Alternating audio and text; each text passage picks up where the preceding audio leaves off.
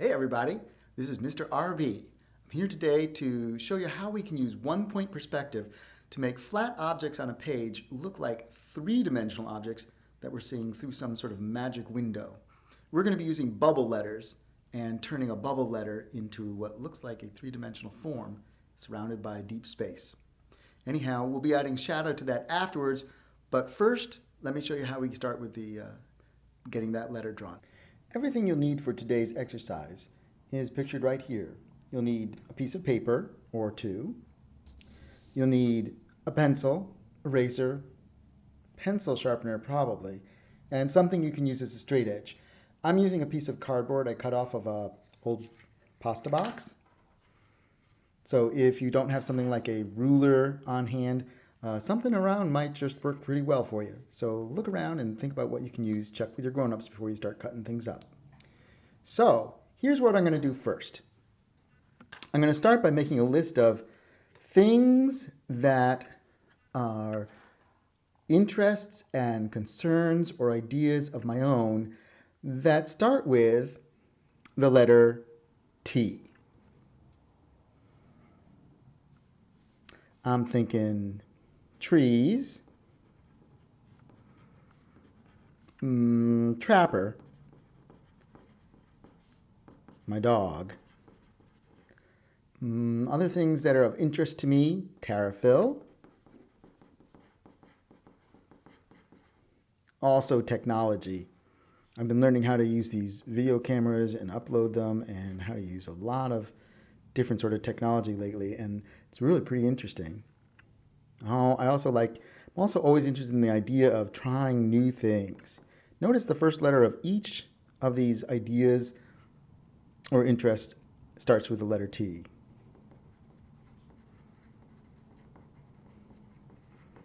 I've even got a second T over there on trying new things. Teaching, I always like that. That's always interesting to me.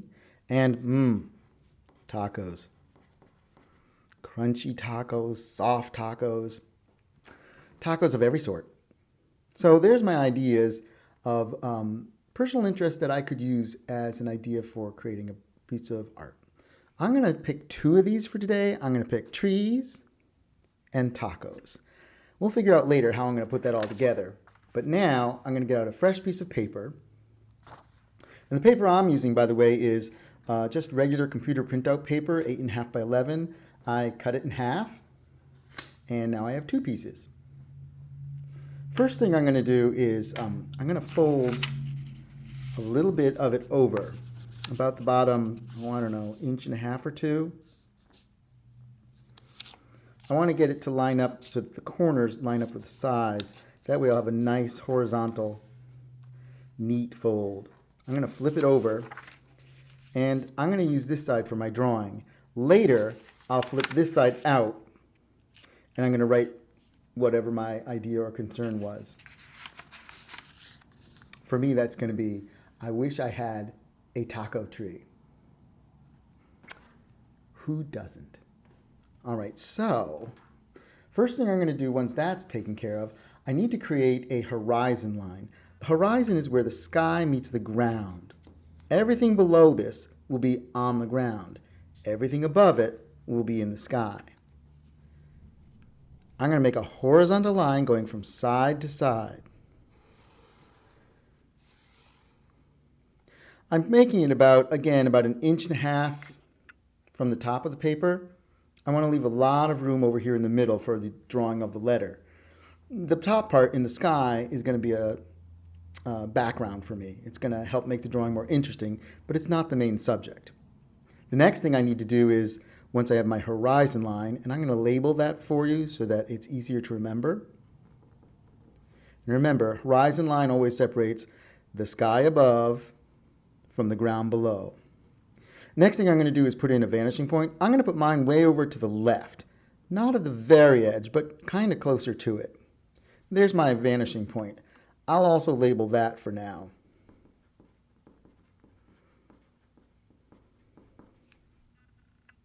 We'll be using that a fair bit as we draw the letter T today and make that to look three-dimensional. Next, I need to make a nice block letter. I'm going to use my straight edge whenever I'm looking to get a straight line. So I'm going to start with my T. I want to keep it down towards, I don't want it to touch the bottom, but I want it down towards the bottom. I want to leave a fair amount of space above. I'm going to let the trunk of the T be fairly thick. I would say it's a good ½ inch thick, maybe 3/4 of an inch. Now this exercise, we're looking to be able to have you do this in about a ½ an hour. So we don't want to make these drawings too big. Next, I'm going to put my pencil over on the corner. I'm going to line the straight edge up with my pencil. I want to get a strong horizontal line, clear and horizontal, not diagonal. I'm going to go to the left. From the other line, I'm going to go to the right. I can look and see if it looks reasonable. Not too bad today. I'm going to put this above so I can see where those bottom lines were. What I'm drawing right now is the top part of the T. And I'm going for an uppercase T. One thing I like about the T, it's very blocky and simple in shape, so it gives us some very clear angles. And if you're not familiar with perspective, it's a good way to start. Oops, I went over the line a little. See how there's that little extra tail on that line? I want to get rid of that so it doesn't confuse me later on or make my drawing look messy. I now have my T drawn. The next thing I want to do is make this T look like it's three-dimensional. I'm going to use lines and angles to do that. Watch how I do this. First, I'm going to use the first two corners of the top of the T. I'm putting dots there so you can know where I'm looking at just for reference. This corner and this corner, those top corners. I'm now going to put my pencil on my vanishing point, put my straight edge on my pencil, and then I'm going to pivot my straight edge almost as if I was playing basketball. I'm going to pivot until the straight edge also touches the dot that I just made. And I'll make a line that connects them. See that one? I need two of those for right now. I'm going to connect the left-hand corner, and then I'm going to connect the right-hand corner. Whoa, that's a much steeper angle. Notice how much steeper that angle is. I go all the way over to that dot. And there we go. I now have what will be the top or the roof of the T. I want to figure out how far back it goes in space. In other words, this is the front here, but where's the back? Is it at the horizon? Is it somewhere closer? I want to determine that. I want to just place my straight edge right on the top of the T that I originally drew. Just smooth like that. A strong horizontal. And then I'm going to just slide it straight up till I think my T, or the roof of my T, is deep enough. And I'm going to connect my two vanishing lines. Let's see how that looks. Well, there we go. The rest of those vanishing lines, the part from here to here, those were just work lines. I want to get rid of those. By the way, as you're using this video, you can also pause the video. You can also go to the controls and put it on slow motion if you want to play it back more slowly so you can follow things one step at a time. I have to say, as somebody who doesn't love following a lot of directions, I do find I need to go step by step with certain things. And if you're new to this, you may find that just taking it slow and step by step really makes a difference. Well, now I have the roof of the T. I want to get the side panel of the T. So again, I'm going to go down to this lower left, see L, when I put my thumb out, it makes a left on the left side. So I'm going to go down to that lower left-hand corner, and I can connect that dot to the same vanishing point.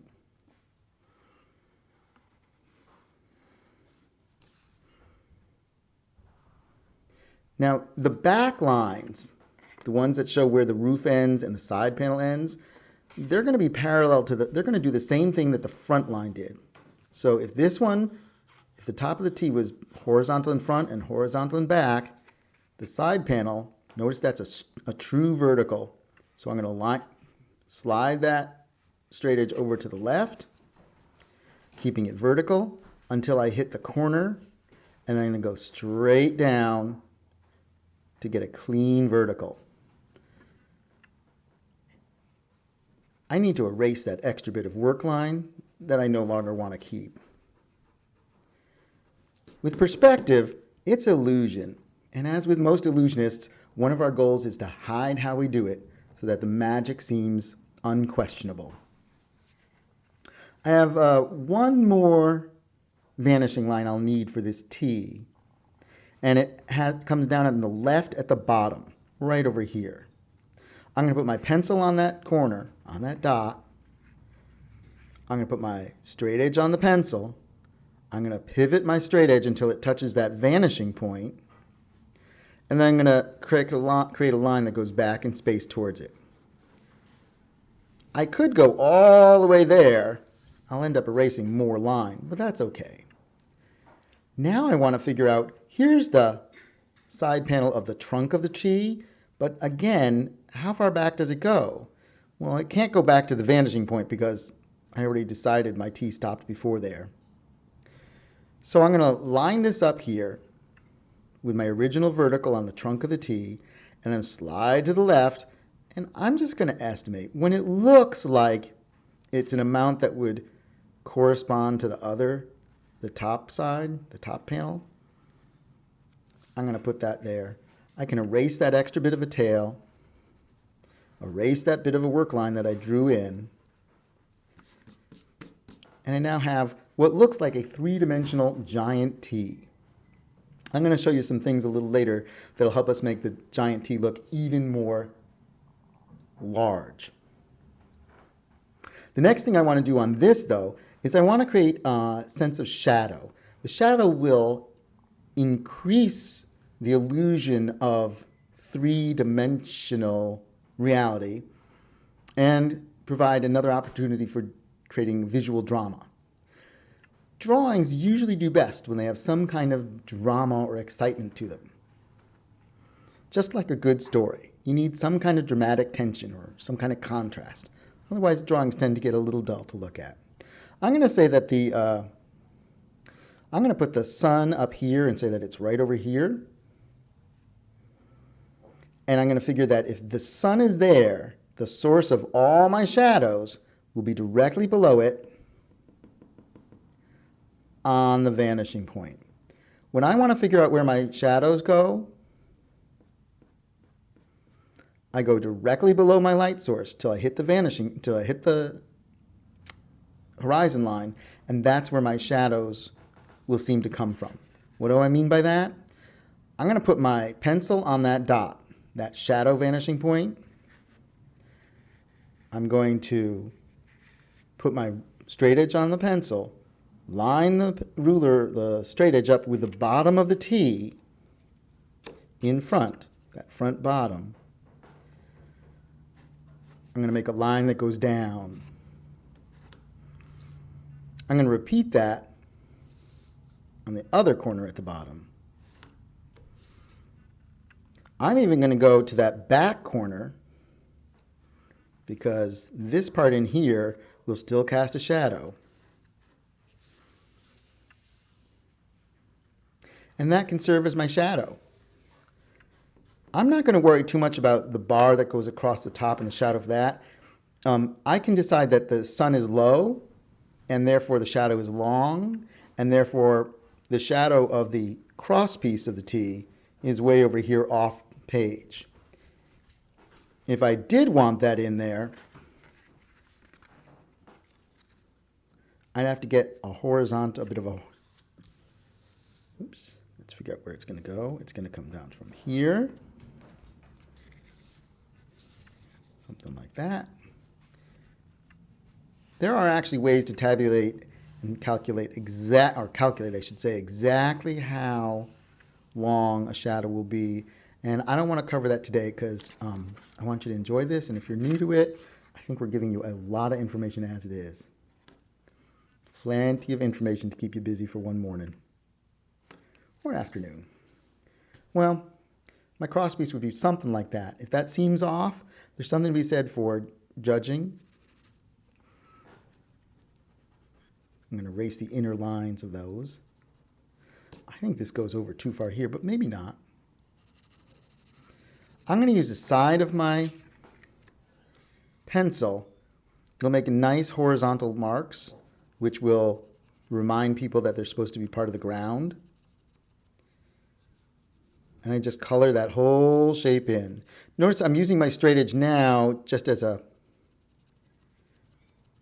stencil to cover up where I don't want the pencil to go. One of the things I like about using the side of the pencil for making shadows, it's easy to erase, and we will be needing to erase some. And it's easy to smear together to get a smooth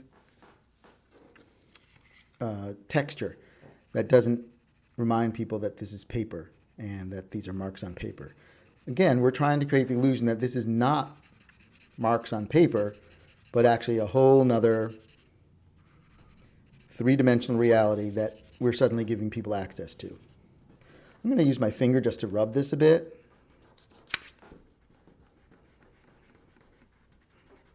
And notice I am going over. Oh no, I went over. Well, now I'm going to go in reverse. I'm going to cover up the shadow and clean it up with my eraser.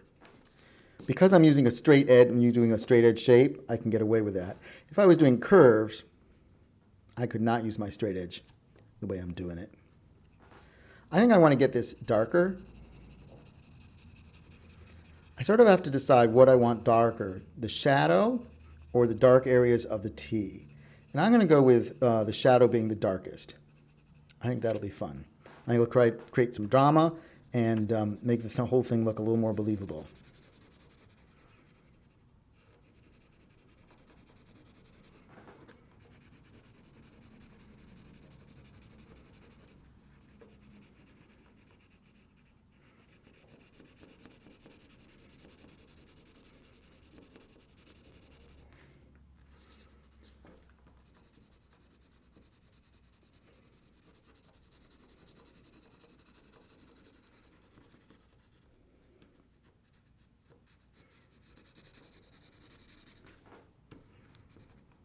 The darker your darks, the lighter your lights will seem.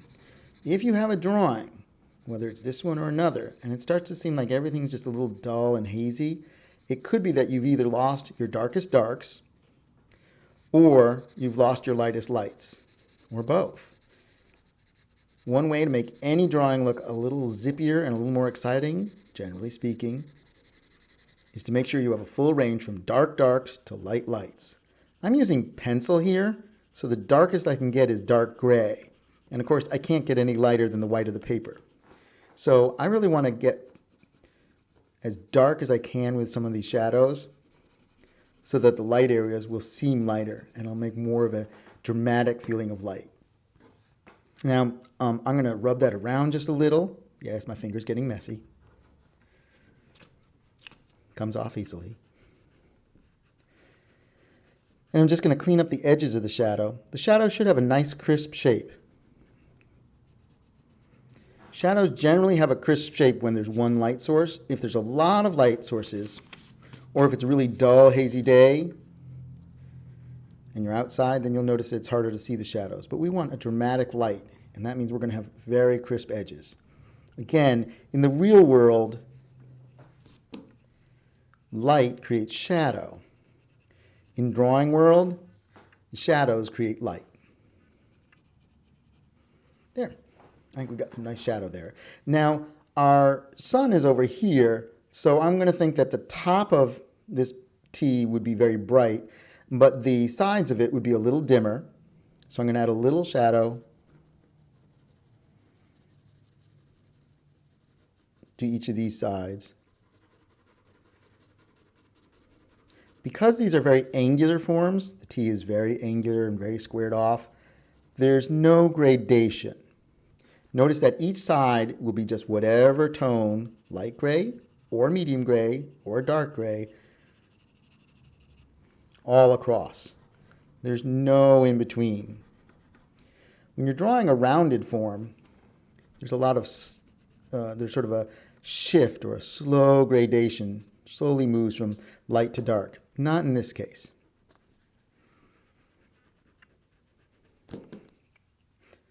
I do want to sort of redraw a little bit of my line there. Feel free to use your straight edge. So I have that. Now I'm also going to have to decide if the light is coming from the sky and from behind. I'm thinking that the top is really bright, but I'm thinking that the front edge will be darker than the side, but maybe lighter than the shadow. My alternative would be to try to get this even darker than the shadow. But again, it's sort of, the T is basically backlit. If you've ever tried to take a photograph of somebody or something and they have the sun or a light bulb or a lamp behind them, then you'll know what I mean with backlight. With backlighting, the front of your subject is very hard to see because it's so shadowy. Can be very dramatic, can also be really annoying when you're trying to get a good picture of a friend or family or the pet in the household and you can't even see the expression or details in the photo. Anyhow, for our purposes, we're using all that we know about light and shadow to add drama and realism to our very fanciful picture.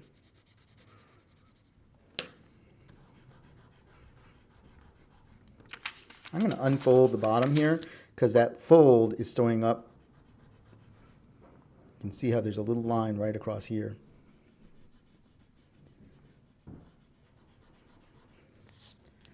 I get a little darker over there so it's clear that this side is different from that side. I don't want them to be confused in any way. I'm not so worried about getting the gray going down into the shadow because the shadow is so much darker.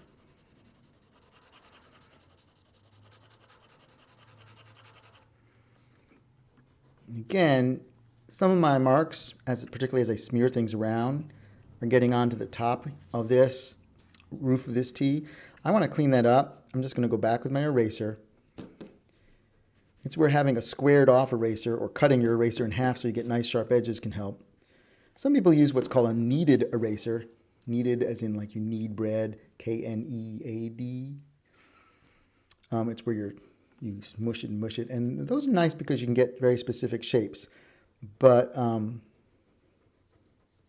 I seem to get by pretty well with just a good old pink eraser or one of the white latex free ones.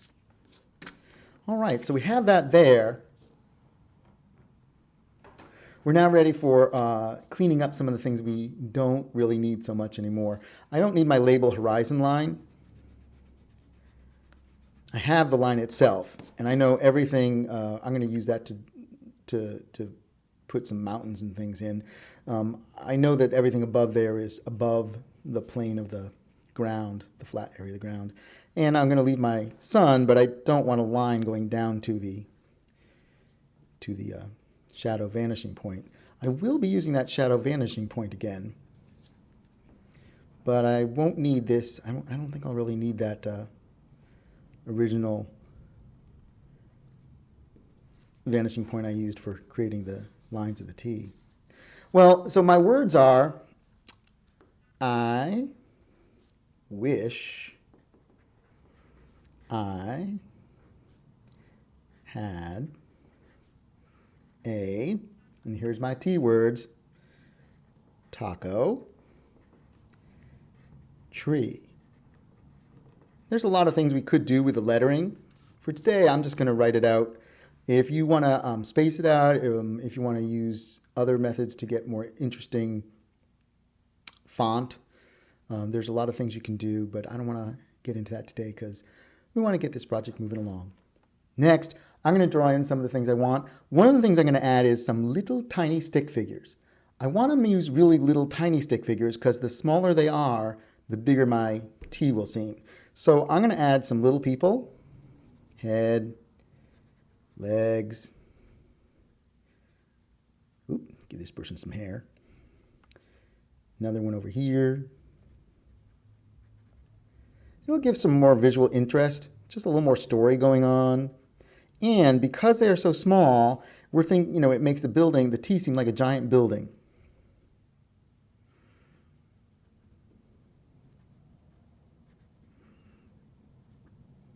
I'm going to make some people back here, and I'm going to make them even a little tinier. Why? Because things that are far away seem smaller in a perspective drawing. So here, I'm not drawing young people who are just small, younger and smaller or shorter, I'm actually drawing people who are just the same size, they're just further away. Again, similar objects, similarly shaped objects seem to get smaller as they go far away. That's one of the basic ideas of perspective drawing.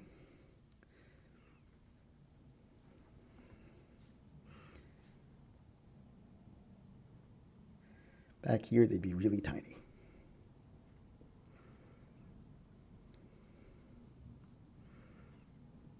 There's a small crowd over there.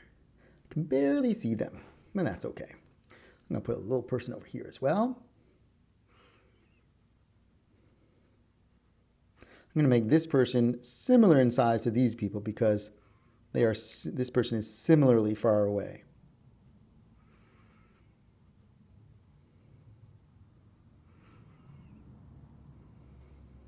Now, my story was I wish I had a taco tree.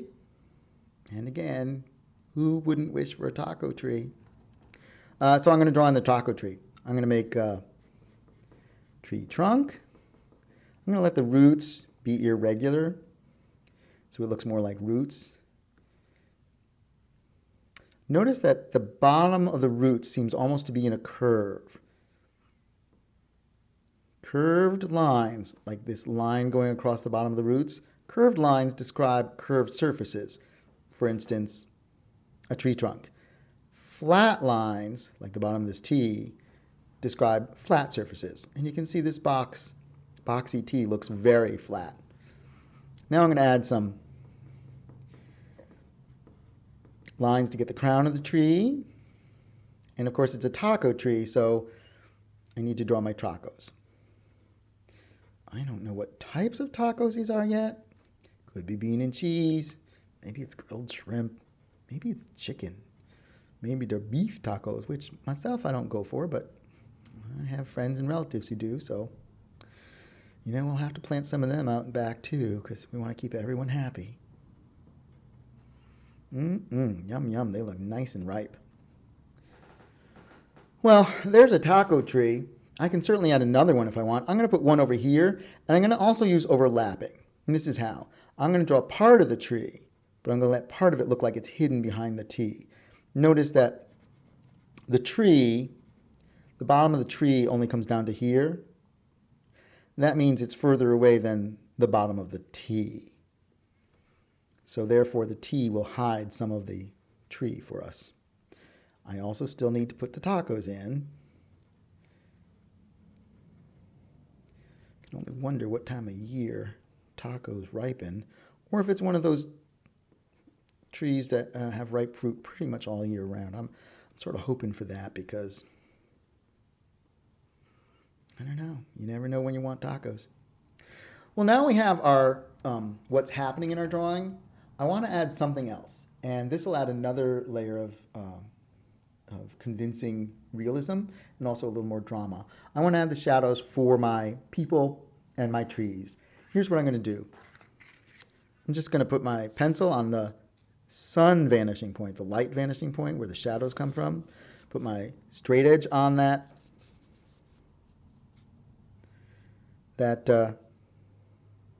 pencil, and then line it up with the bottom of one of my people's feet. I'm going to just, right between the feet, I'm going to make a little line. See that little line? Then I'm going to connect the feet to it. Go out here. I'm going to do the opposite. Her arms are going a little sort of down and up, so these are going to come up and out, and then there's the little head there. I think we get a fair bit of leeway. Now I want to do the tree. Again, I'm going to line it up with the bottom of the tree, make a line to show me the direction. Not necessarily parallel with my other things, because as I move across the page, notice that the line of the shadow goes from diagonal left, eventually it's straight down, and then it goes diagonally, I said diagonally right, left, didn't I? And then it's diagonally left. Here's diagonally left, straight down, and then diagonally right. I have never been good at telling right from left, and I didn't even learn them until I was 16, so I'm just going to get a shape that looks like the top of the tree would look. I don't have to draw in any of the tacos because I just want the shape like a cookie cutter shape. The shape, the shadow, is part of the ground, and I'm saying that my ground here in this fantasy world is flat. So I just want flat lines to describe the shadow. Also, I'm giving long shadows as if it was late in the afternoon. I think they're more dramatic. Right now, as I'm drawing this, it is getting a little late in the afternoon. I think you can see that does add some nice drama, and it makes the space be more believable. Let's go over to this side. The sunlight vanishing point, shadow direction. Oops, for each of these people, I'm just making a little shadow direction line. Even for those teeny tiny far away people. You notice right now, the shadow lines are going almost straight down because the people I'm making shadows for were standing just below the sun. One mistake people sometimes make, they decide to put all their shadows parallel to each other, and that's just not how it goes in the real world. Since we're trying to convince people that this illusion, this fantasy, is real, we want to mimic how things go in the real world as much as possible. I'm just going to add a little head, little arms.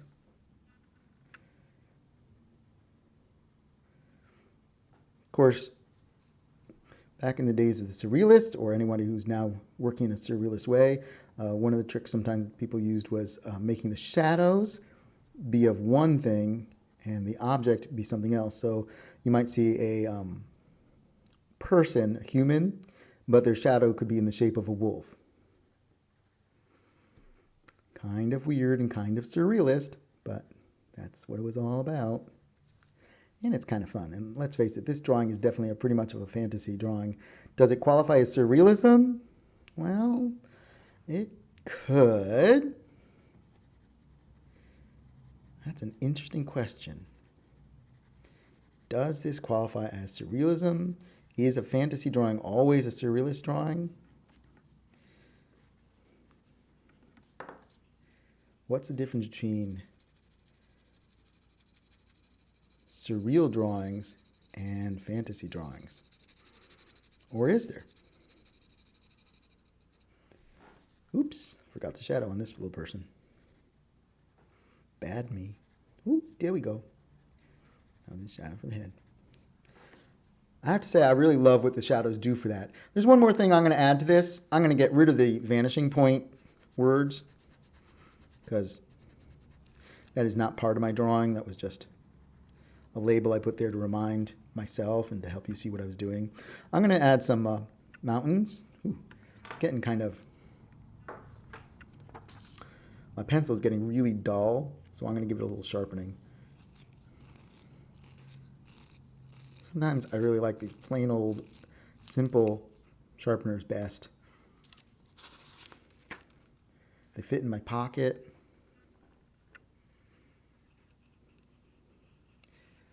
They're easy to use. Oop, there's some mountains. I'm going to add some mountains. I'm going to color them in a little with the side of my pencil. Just getting some tone on there. If you want to avoid making a mess, here's a nice trick. Just put in a spare piece of paper down. And then you don't have to worry about getting mess on the kitchen table or wherever it is you're working. We're working in pencil, and pencil does clean up pretty well. But still, you can get some nervous people around you when they start thinking you're making their tables all gray and marked up. Plus, it's one more bit of cleaning up to do, and maybe you don't love cleaning up so much. So that extra paper over here will reduce how much I need to clean at the end. I'm going to smudge that around a little. I want to get a little variety in the tone. The sun's over here, so I'm going to figure if the sun is over here, this side of the mountain will be a little darker. I'm going to put a little triangle of darker sun over there, a little more dark over here, darker at the bottom there. Over here, it's going to shine. I'm going to say, ooh, it's going to shine so brightly over there. But now over here, on this side, the sun is towards the middle, so it's the left side of the mountain that gets darker.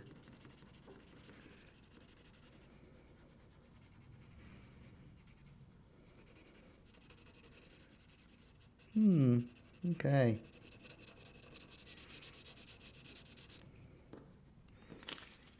I can even lighten some a little. Erasers are not just for making mistakes go away, they can also be a way of drawing in things that are most easily drawn using the eraser as a drawing tool, not just as a correcting method. I want to get a little tone in the sky. I'm going to just tone the whole sky for the moment.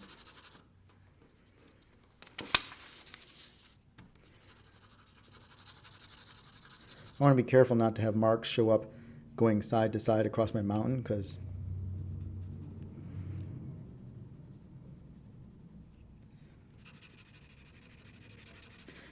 they betray the fact that this is all made of marks. And again, it's not really a magical window to another dimension. All right, so we have a lot of gray there. I'm going to get a little light there. I want to erase in some lights. I'm going to erase in a little bit of light for some the tops of clouds. I'm going to erase in back to where that sun has been. I'm going to get some rings around the sun a bit. A little more light cloud. And then because the clouds are light on top, we'll figure that they're a little extra dark on the bottom. The side of the pencil works way better for this than the point, I have to say. It does for me. But again, you know, there's a lot of ways to draw, and you may have a way that works for you, and that's what counts. You may have a lot of different ways that work for you. Now, I'm going to give some lines to help define the clouds. I'm going to put some lines around the sun. Notice I'm not worrying about making these connect. And I'm going to redefine the edge of those mountains a bit. Again, I'm not making them all connect neatly. If I feel like it's too dark, I can always use my eraser to lighten up the sky a little.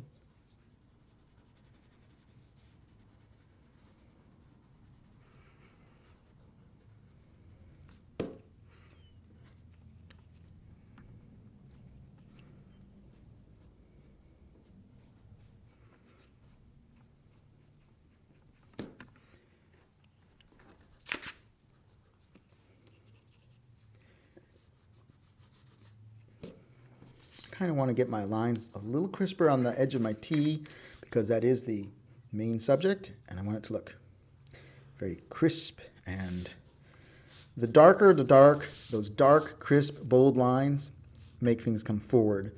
And since the T is in the foreground, those dark, crisp lines, again, will help give my T more sense of being close to us, which reinforces the illusion of space.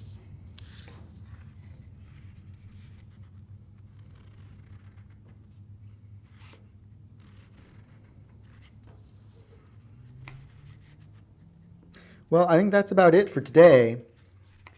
Again, this is a video you can play it back and watch it again. You can go to that little gear wheel and go to time and slow it down. Oops, I don't like the way that line went over just a little. If I have gray smudges that I don't like where they're going, I think the top of the T got a little gray there. Well, there you have it. I wish I had a taco tree. Well, I hope you have a great day, and we'll be back with you soon with more stories and ideas for making art. If you need any help, give me a message through the email, and we'll talk to you soon. Thanks very much. Bye-bye.